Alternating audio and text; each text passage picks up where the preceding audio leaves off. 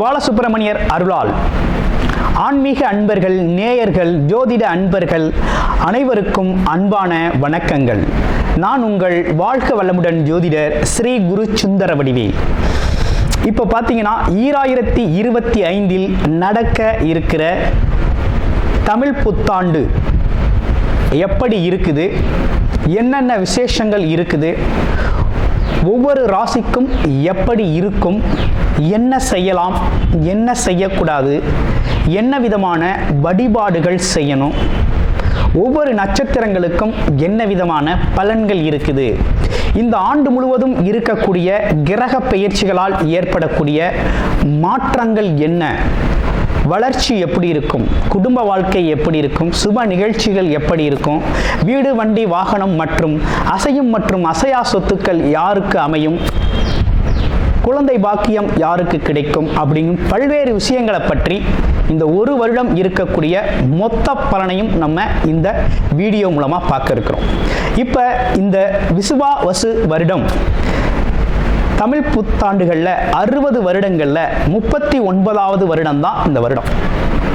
இந்த வருடம் இந்த ஆண்டு பிறக்குது. இந்த வருடத்தில் பிறக்கும் குழந்தைகள் தைரியமாக குழந்தைகளாகவும், எல்லோரையும் அனுசரித்து தெரியக்கூடிய குழந்தைகளாகவும், பண்புள்ள குழந்தைகளாகவும், அது மட்டும் இல்லாமல் தர்ம காரியங்கள், புண்ணிய காரியங்கள் ஈடுபடக்கூடிய குழந்தைகளாகவும் பிறப்பார்கள் அப்படிங்கிறது சித்தர் பாடல்களில் உள்ள ஒரு அமைப்பு. அது மட்டும் இல்லாமல் தன் மகனை சான்றோன் என கேட்ட தாய் அப்படிங்கிறது மாதிரி அந்த குழந்தைகள் பெற்றோருக்கு பெருமை சேர்ப்பார்கள் அப்படிங்கிற ஒரு விஷயமும் இருக்குது. இப்போ இந்த வருடத்தில் இந்த வருட பிறப்பின் அடிப்படையில் சூரியன் அப்படிங்கிற ஒரு ராஜாவாகவும் மந்திரியாகவும் இருக்கிறதுனால அரசியல் மாற்றங்கள், அதிகாரம் சார்ந்த மாற்றங்கள் அப்படிங்கிற ஒரு விஷயம் நடக்க இருக்குது. அதையும் தாண்டி மழை பொழிவு அப்படிங்கிறது ரொம்ப அதீதமாக இருக்க இருக்குது. விவசாயம் செழிக்கும், தானிய உற்பத்திகள் அதிகரிக்கும். அடுத்து பார்த்தீங்கன்னா மக்கள் செழிப்பமடைவார்கள். வருமானத்தை விட செலவு கம்மியாக இருக்கும், சேமிப்பு அதிகரிக்கும், தங்கம், வெள்ளி, ஆபரணங்கள் வாங்கக்கூடிய தன்மை ஏற்படுது. அது இல்லாமல் பார்த்தீங்கன்னா இந்த காலகட்டத்தில் பசுக்கள் உற்பத்தி அப்படிங்கிற ஒரு விஷயம் ரொம்ப நல்லா இருக்குது. அடுத்து பார்த்தீங்கன்னா மக்கள் மீது வரி அப்படிங்கிற ஒரு விஷயம் அதிகரிக்கக்கூடிய சூழ்நிலை அப்படிங்கிறதும் இருக்குது. ஆக மொத்தத்தில் இந்த விசுவாவசு வருடம் அப்படிங்கிறது மற்ற வருடங்களை விட இந்த வருடத்தில் மக்களின் வளர்ச்சி அப்படிங்கிறது நல்லா இருக்கு. திரைப்படத்துறை ரொம்ப நல்லா இருக்கு.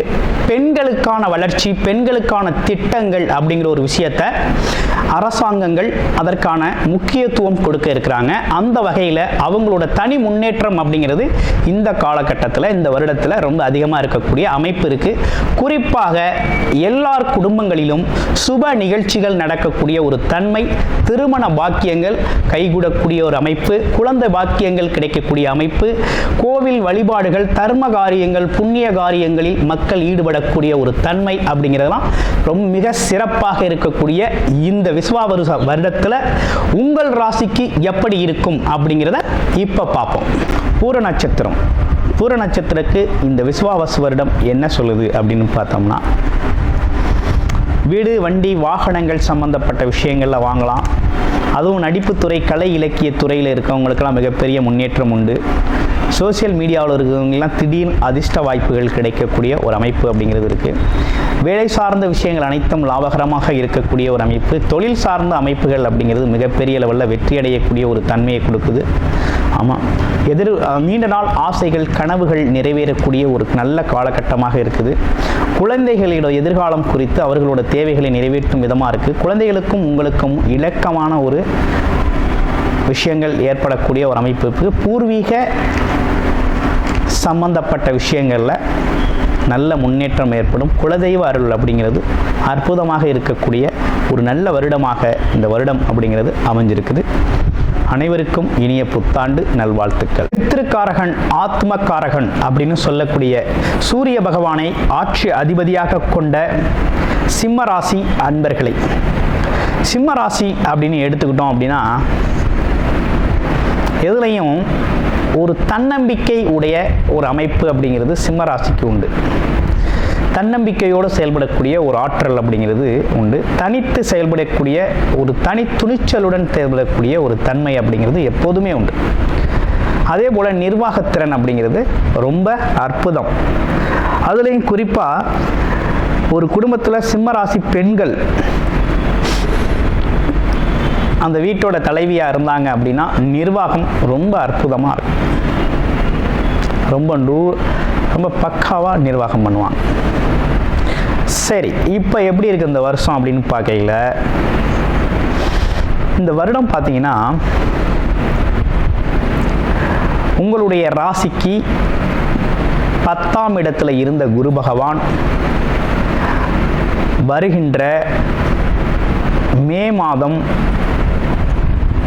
14ஆம் தேதி, மே மாதம் 14ஆம் தேதி பார்த்தோம்னாக்க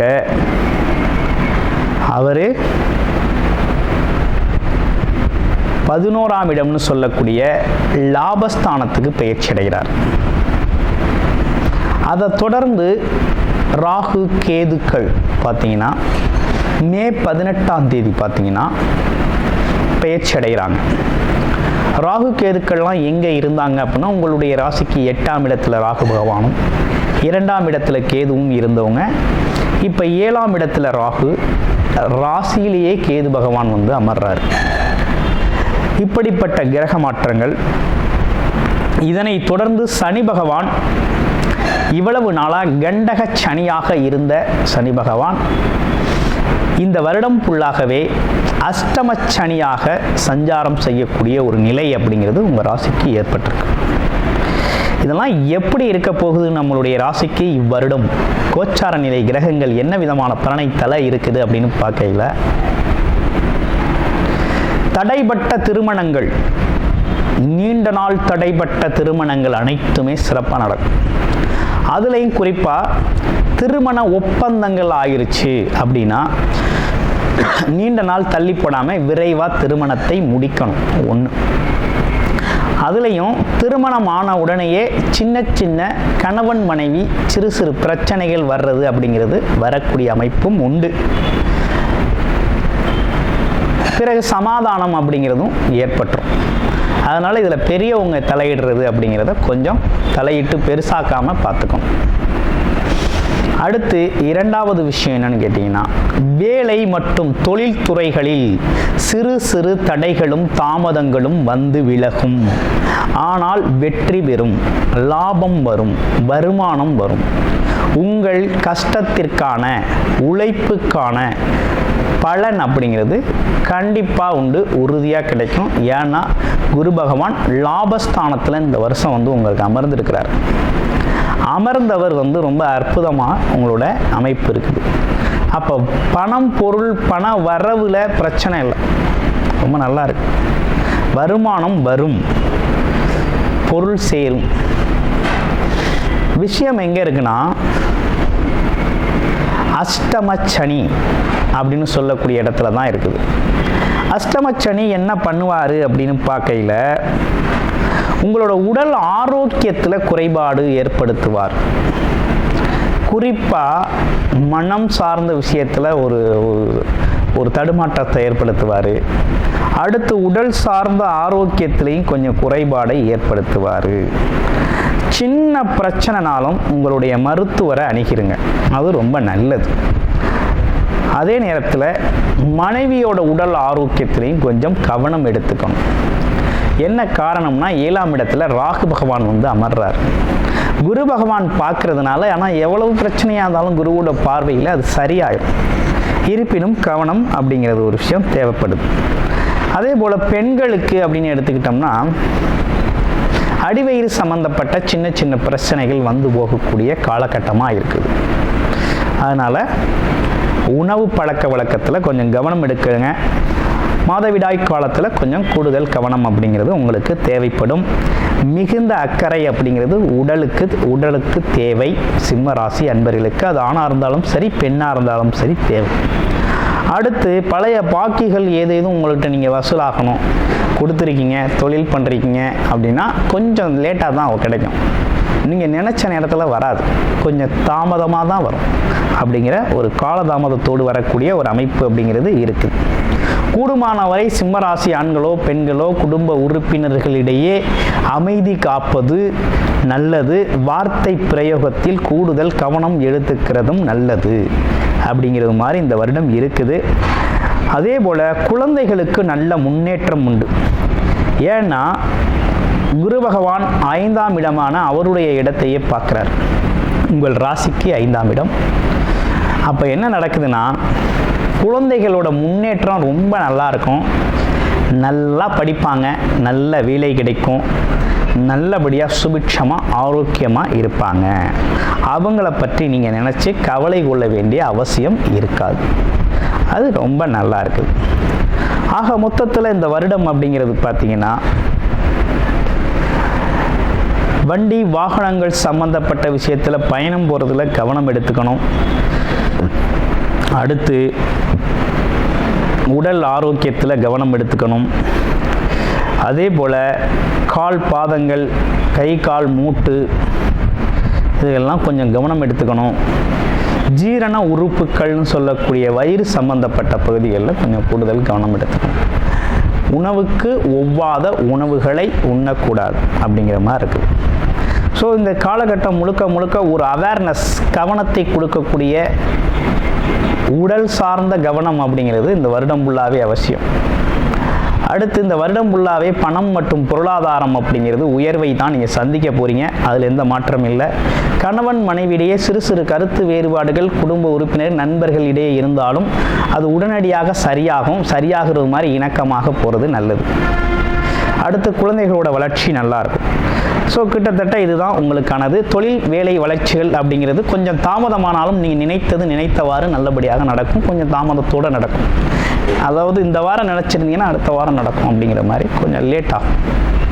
மற்றபடி வேற ஒன்றும் இல்லை. உங்களுடைய பிறப்பு ஜாதகம் எப்படி இருக்குது, ஜாதக அடிப்படையில் என்ன தசாபுத்தி அமைப்புகள் நடக்குது அப்படிங்கிறத பார்த்துக்கிட்டு பலனெடுங்க. ரொம்ப சூப்பராக அற்புதமாக இருக்கக்கூடிய ஒரு அற்புதமான வருடமாக இந்த வருடம் அப்படிங்கிறது அமைஞ்சிருக்கு.